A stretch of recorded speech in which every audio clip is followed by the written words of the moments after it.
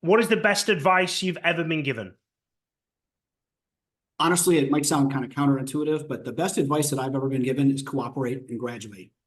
And, you know, that sounds like you're being subservient and you're just saying, okay, I'll do whatever. But the reality is what I've learned is, in the private equity world, when you're dealing with a lot of really smart people, and investors who've been around the block many, many times, they often have, kind of their way of doing things. They have, their insights and they have their strategies, some of which they're very good at sharing with you and some of which they're not.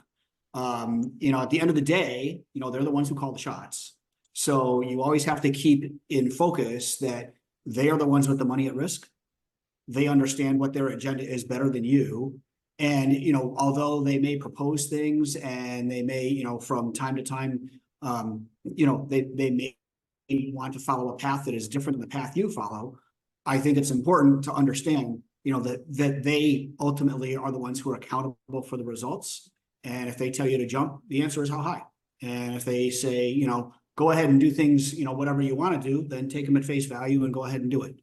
But you can never lose sight as a private equity CEO that there is, kind of a large group of people behind an investment that need to be satisfied, and that you can't always take for granted the best way to satisfy them is the way that you want. Sometimes you do have to take direction. Excellent advice. Mm-hmm. What is one action that you take or have taken to improve the people within your companies you've run? So I think it's a fairly unique approach to this.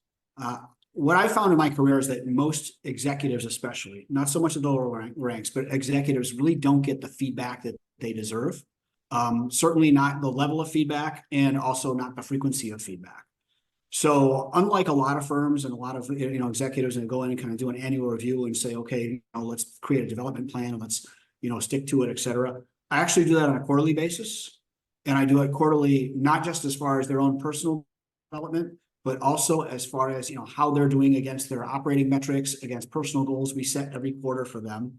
And I make sure that I always embed in my formal reviews with them, specific instances of good behavior and specific instances of poor behavior. And what I find is it sounds kind of daunting. On the surface, you think about it, it's kind of like these reviews are always stressful. People are used to an end of year review where they're wondering, am I going to get promoted or am I not? And am I going to get taken to task? Am I going to get fired or whatever it is? But what I find is that when you do it on a quarterly basis with that kind of frequency, when you make it formal, so they understand that this is a real feedback session, it's not something off the cuff, and it's not something that you're not prepared for because you've got to put in writing and you're walking through and you're, eliciting feedback from, your direct report as well. But when you make it formal on a quarterly basis, it loses a little bit of the formality and becomes much more of a counseling session.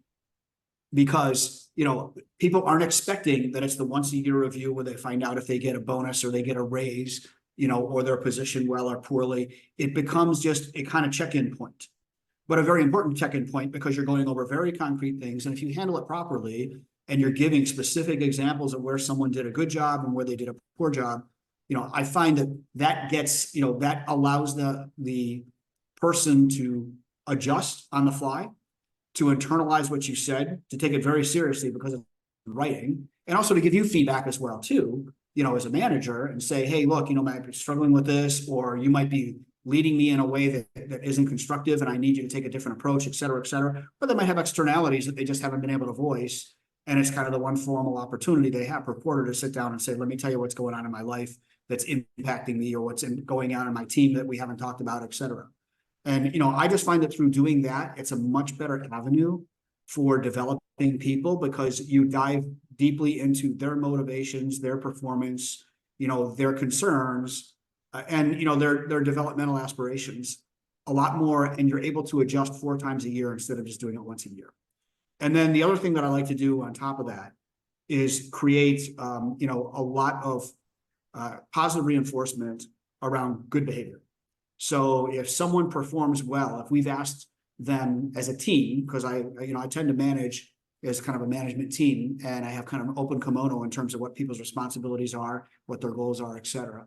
So if somebody functions well and they meet their goals or they do something outstanding, I call them out on it, and to the entire team and say, look what a wonderful job Jane did, she was tasked with doing this, she delivered on time, it was perfect, et cetera. Or look at this unexpected job, that Rashid did. It was wonderful. Out of the blue, he came in, he figured out this new, way of doing something, et cetera. It's more efficient, it's more safe, it's better for the customer, whatever it is, and highlight that and give some public praise. And what you find is that also creates an environment where people, seek their praise by altering their behavior. They say, hey, look, if Rashid got praised for this, I want to get that praise too. And I understand that if I do something, it's going to get noticed. It's not going to get overlooked. And not only is it going to get noticed by the guy at the top, by the boss, by Brian, it's also going to get noticed by everybody on the team because it's going to be publicly spread throughout there, in an email or, a communication, a meeting or whatever it is. So, I like to marry those things because it really creates kind of a constant feedback loop where, your direct reports have the ability to get continuous reinforcement on good things and on developmental opportunities. And of course, have a thorough explanation for where they're going off track and where they need to adjust. And I've just found that it's really effective, much more effective than kind of just managing every day and just assuming that a lot of that feedback will translate in the course of, regular business meetings, et cetera, when you make an off the hand remark or you make an off cuff remark, because, those meetings typically aren't designed for feedback mechanisms. They're designed for feedback on specific tasks that the company's trying to achieve and, performance objectives and customer pursuits and stuff like that. But when it comes time to actually assessing somebody's behavior, that typically doesn't come to the fore in those kind of meetings. So you really need that kind of, that dedicated session to sit down and provide that feedback for managers to really internalize what you mean and what your expectations are and to act upon it. That really interesting you share that. It brings to mind actually a book that I've read, which is called The Motive by Patrick Lencioni. And that book is actually, ironically, about private equity and an investment and this person who's trying to grow a business. And one of the things he fails to do is challenge his people, hold them to account, push them, and have those difficult conversations. And it sounds like you've got a very structured process around doing that. So yeah, I can understand why that works so well. Yeah, I mean, the process can be as structured or unstructured as you want it to be, right? But the bottom line is, I think it's more the frequency that matters. Because when you get in that cadence, then, just the ability of somebody to adjust and to self-reflect. Because let's face it, if, you have one bad kind of annual review or something like that, then, you stew over that and you try to be better, et cetera. And you figure, okay, I got another year to perform. If you sit down with someone and they say, hey, look, I need you really to focus on this, or you're doing a great job to get to the next level, you need to do that. They know they got 90 days to do it. And if they don't do it in 90 days, they know they're going to sit down and they're going to get feedback that's going to be, counter to what they, the outcome that they're seeking.